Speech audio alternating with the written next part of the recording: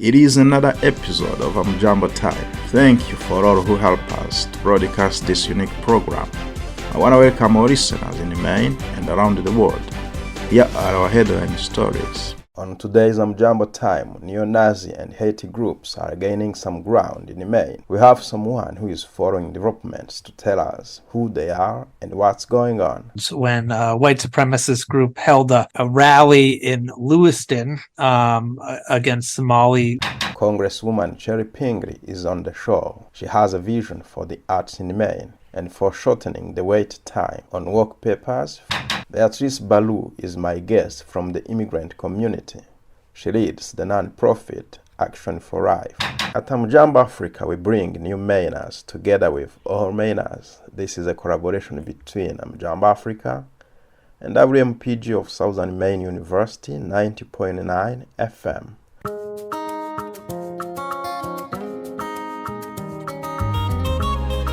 Who would have imagined that in a world where so many groups and individuals have suffered from genocide and hate, neo-Nazi and hate groups would be on the rise right here in Maine?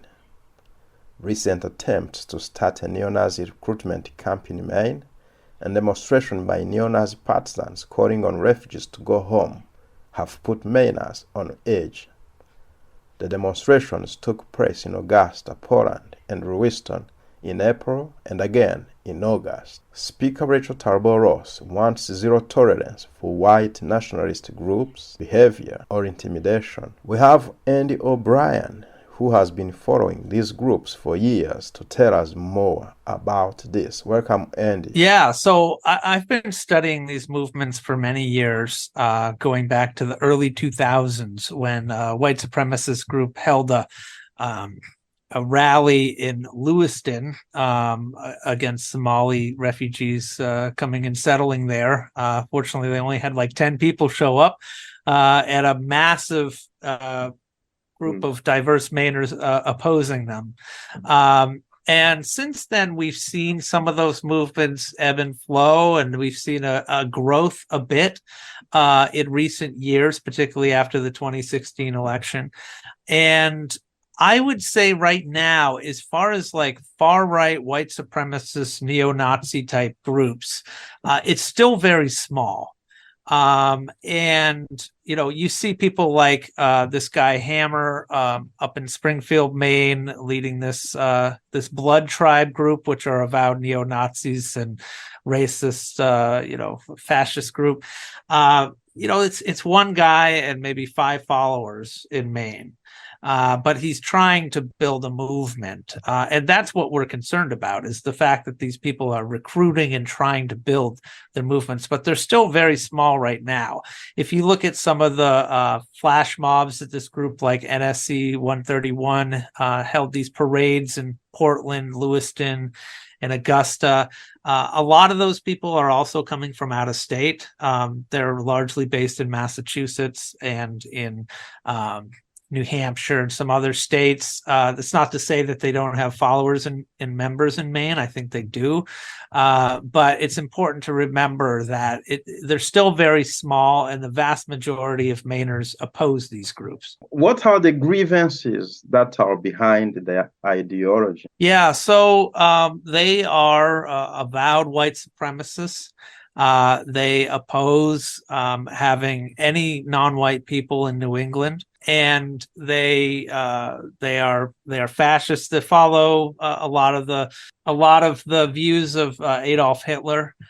They believe that Jewish people are part of this conspiracy to bring non-white people to Maine and New England to so quote unquote replace white people.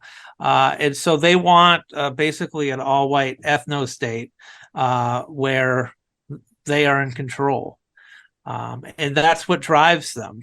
They drive a fear of people who don't look like them. But that seems like a lost battle, because you can't have that white state. So right. How will they achieve that goal if you try to understand their mind? Yeah, well, I mean, it's important to remember for your listeners as well, is that Maine has never been a white state. You know, we have a majority of the population is white, but this is traditionally the land of the Wabanaki people, who are certainly not European, and they've been here for thousands of years. Africans have been in Maine since white people have, for 500 years, 400 years. But they want to go back to this mythical past where they think that white people rule everything. And they believe in a violent overthrow of the government. They subscribe to a lot of these beliefs, like in this book, The Turner Diaries, which was written by a neo-Nazi in the late 70s about white supremacists overthrowing the government. And so that's what differentiates them to other hateful groups that want to do it through legislation, through anti-immigrant legislation and things like that. They don't believe that the government is legitimate in that sense. And you mentioned that it's a few or a small group, but again, there is no small hate. So no. How that will be alarming? Yes, and I want to be clear that these people are violent. Their ideology is very violent. They believe in, like I said, the violent overthrow of the government. These people have carried out mass shootings, not particularly the people in Maine, but people with that ideology. The people in Maine that I followed are generally, they're not yet focused on that kind of thing because they're too small. What they want to do is organize enough people to be able to carry out that kind of project. But again, they're very small, but they obviously are a threat to some degree. In my previous roles, I had to follow through Boko Haram in Nigeria, Lake Chad Basin, and that forest where they live in Nigeria. And the recruitment method is to tell people that you are not having opportunities because someone is not taking care of you, but we're going to take care of you. We're going to give you the power of AK-47 and everything. So then the youth is attracted by that methodology. So do you feel like they are losing any opportunities so that they can subscribe to these movements? Well, I think that this is their goal, is to recruit working class white youth who feel like they don't have a lot of economic opportunity. I mean, that's how these groups thrive, right? Is they play on people's grievances. And so people who have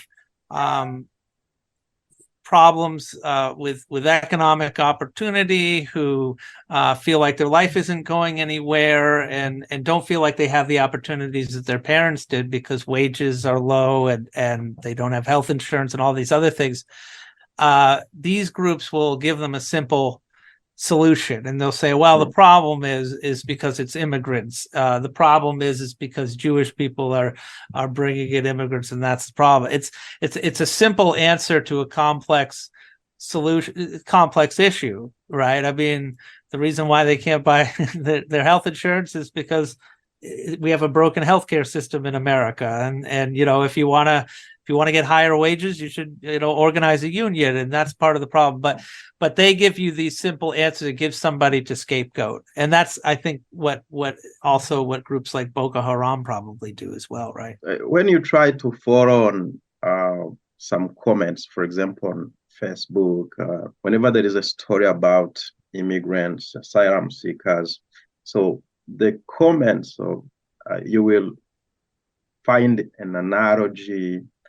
We are not taking care of our veterans, and and my question has always been, is that a real comparison to do? No, because reality, most of those people who say that don't support veterans programs either, because I remember a couple of years ago, all these people who are anti-immigrant politicians would always say, "Oh, well, we're taking care of these people. We're not taking care of the veterans." But when it came time to support legislation to provide food assistance to homeless veterans, they voted against it and said, no, they just want to be thanked for their service.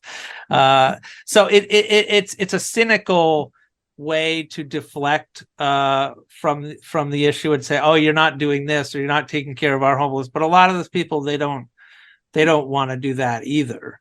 It's sort of a rhetorical thing that they do. And how this can be countered? How do we move forward with this? If you're talking about like these sort of fringe fascist groups, I'm a little bit concerned about some politicians are talking about, passing laws to crack down on these groups.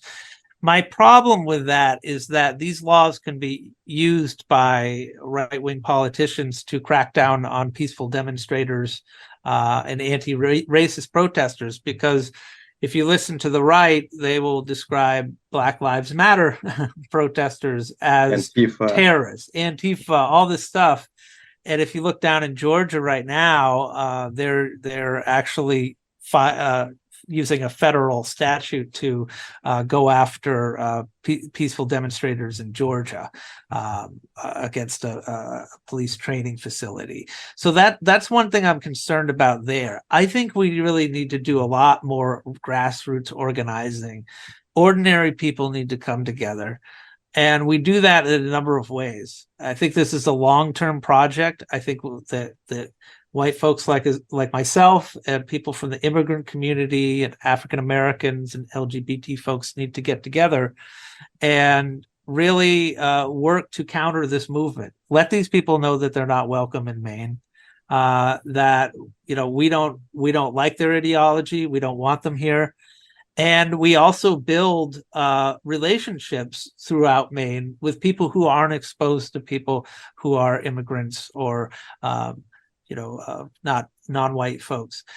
Because what I found is that when the people who are most fearful and hateful of immigrants are people who don't know them. And that's true in a place like where I live up in Rockland is predominantly white. I knew a woman who was very anti-immigrant, and then the person next door married somebody who had been an undocumented immigrant, and she loved him. She thought he was great. And it was very hard to reconcile her political beliefs with what the reality was, that this is a wonderful man from Mexico, and she loved the family and she liked him as well. And one of the problems I think that we have in Maine is that the immigrant community is located in southern Maine and Lewiston and in these cities, and the rest of Maine is predominantly white, and we don't have the kind of cultural exchanges and everyday exchanges that people do in some of the cities. So we need to think about ways that we can do that and facilitate these exchanges and make spaces for immigrants and white Mainers to come together and enjoy things, whether it's music or culture or food or whatever it is. We need to figure out those exchanges.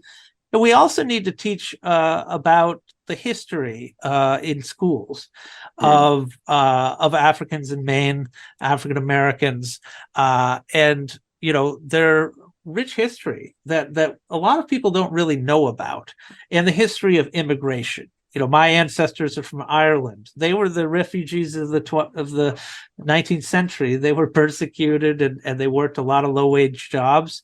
And the city of Portland was constantly fighting about how to support these refugees. Some of them they sent to the insane asylum in Augusta because they would pay for their room and board. So this is an old story, and it's nothing new, and we need to teach that history so people understand it. Oh, mama land, give the chance your young boys and girls. Stop the lies.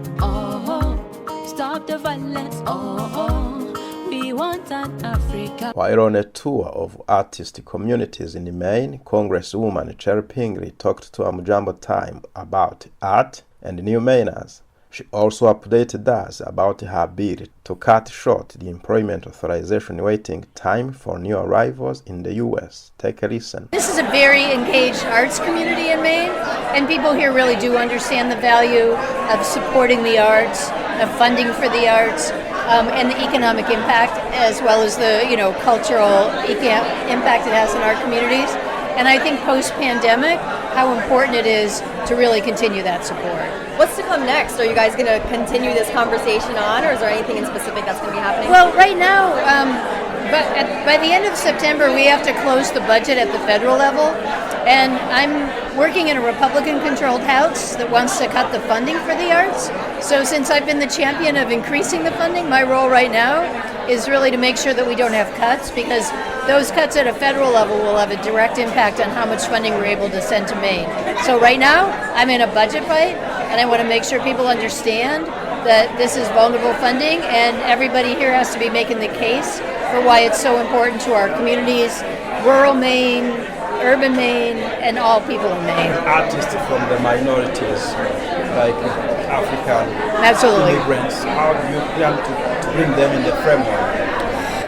Well, one of the reasons we wanted to bring the chair here, because she's very dedicated to making sure that we fund arts for underserved communities, and I think here in Maine that's many African Americans, that's new Americans, black and brown people, indigenous people, and so we're having her have meetings with people today to hear about how can that funding be more accessible, how can we make sure more is available here in Maine, and it's wonderful to have the turnout of people who can speak directly about what the challenges of getting that funding is. You are an advocate for cutting short the work permit. So I want to check if you have any progress with the bill that you are defending. I think we've been able to get through to this administration, certainly, about the importance of cutting that work permit.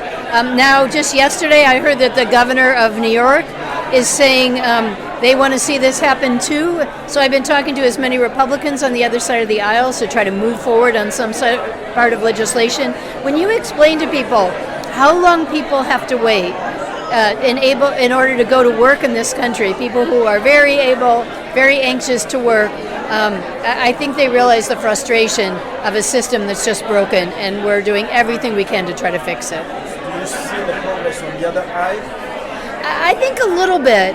Unfortunately, historically, immigration issues get stuck in sort of ideology and fear and things that have no place in talking about making sure people are able to go to work and support their families. And I really appreciate that Maine, the Maine legislature, everybody here understands that we are fortunate to have new Mainers, that they are legally here as asylum seekers, waiting for that process to be determined, and they want to go to work here. So we have some really great examples in our state, and I'm using them to try to convince people, and I just hope we can make some progress.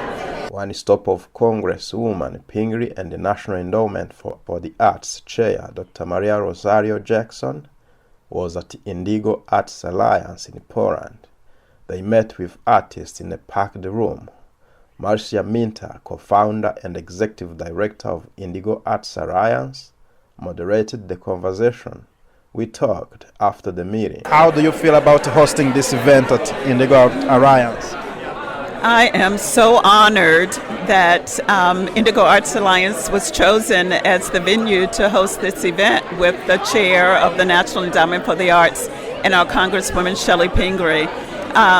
It meant so much to us to be a recipient of an NEA grant, and this is like the icing on the cake to have an opportunity to be with these leaders in person in our studio space. Wow. So we mentioned a lot of challenges, and how you are looking forward to see the answers, all the solutions. So how do you feel about challenges that artists have been expressing to the Congresswoman and the chair? Well, I appreciated both their honesty today and acknowledging the fact that, they are part of a government entity that's very complicated, particularly in this moment in time. And so there are not solutions or easy solutions to any of the challenges we're facing, but it is good to know that we have the Chair Jackson, and Representative Chellie Pingree in our corner.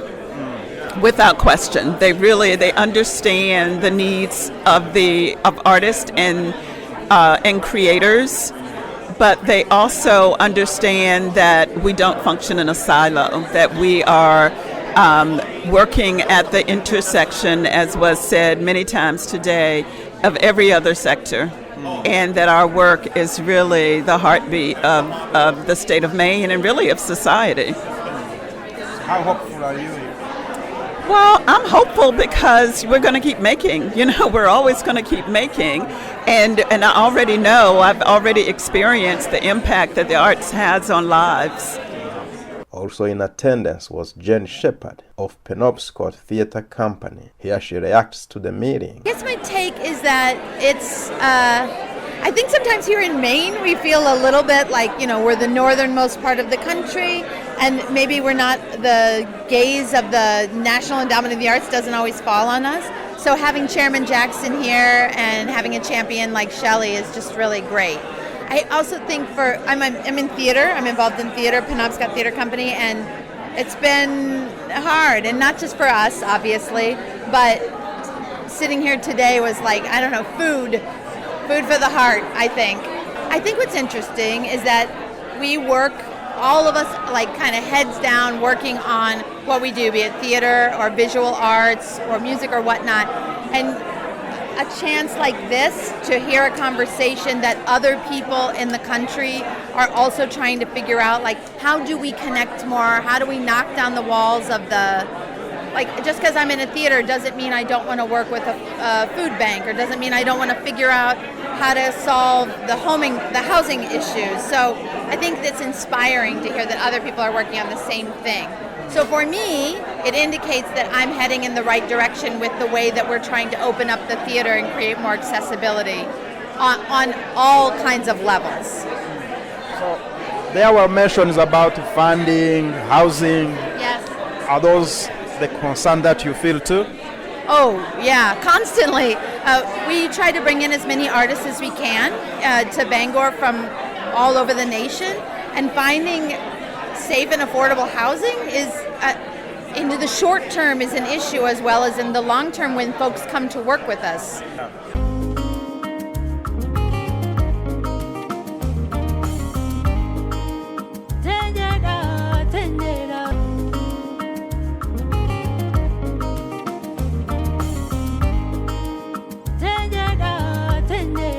And in today's show, we welcome our guest, Beatrice Balou, the Executive Director of Action for Life. She updates us on what the non-profit has been doing recently to support the community. Welcome, Beatrice. Action for Life, we're still striving with the integration of the newly arrived. We're still doing the same work on the ground. And there's a lot of families now applying for housing. That's the most focus now on helping with forms for like DHHS and having the benefits. But our primary goal is to help them find housing. So we're doing a lot of housing applications. We're helping with landlords and working with Sanford City and Lewiston mostly, because Greater Portland is full now with the housing crisis. It's just horrible. It's tough to find housing in Portland unless you have a connection, someone moving out, and you will easily get the information to be connected or introduced to the landlord, so you can fill out the application. But the way we're doing it, we're trying to talk to a lot of landlords, and those who are accepting general assistance. And it's much easier when they're getting GA. And but the challenge is when you transfer someone who is registered here in GA in Portland and find an apartment in Lewiston. So that transition can be a long process for GA in Portland to approved, and the gap money, sometimes it's not the same budget in both cities here in Lewiston. So we kind of having gap or the max amount that is taking time, and sometimes it's not being approved because either the apartment will be high and the budget is low, or vice versa. So we're still doing that. It's a struggle, but a couple of families that we place in Lewiston, and some of them are in Sanford, whenever we find and we finalize, we secure the house for them, knowing that we always have a backup like Prosperity Man for deposit. The last part we're doing is furniture, looking for furniture for them, applying or sending orders or placing a request to Furniture Friends to get the furniture. The struggle is the transportation, the furniture transportation. The last update I have, it's like Merck now has an open account with you all to help the families move their staff from Furniture Friends to the new apartments, which is very, very good, because in the past you have to find someone in the community, like, volunteer, any volunteer person who's willing to give his van or truck, or we have to pay for that. We will rent you all to support the fees, the transportation fees from Furniture Friends to the new apartment.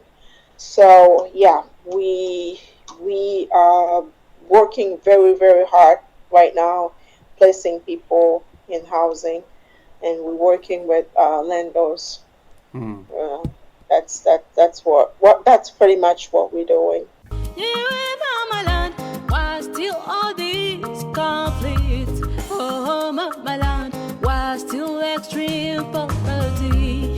Yet you have the diamonds in your land, all the wealth in the hands of some groups. Oh, my land, wipe the tears of. We have come to the end of today's Amjambo time. Thank you for tuning in. Please keep an eye on WMPG and the Amjambo Africa website for a podcast of this show, as well as on our YouTube channel, Amjambo Africa, and more news we are covering in Maine. And remember, Amjambo time alternates with our newest show, Wiriwe Maine, on air in Kinyarwanda and Kirundi on alternate Wednesdays at 7 p.m. and available by podcast at amjamboafrica.com. And stay tuned for news about Bonjour Maine, our newest podcast with host Jocelyn in Inahazwe, out soon to be broadcast entirely in French. Conflict, oh, my land, why still extreme poverty?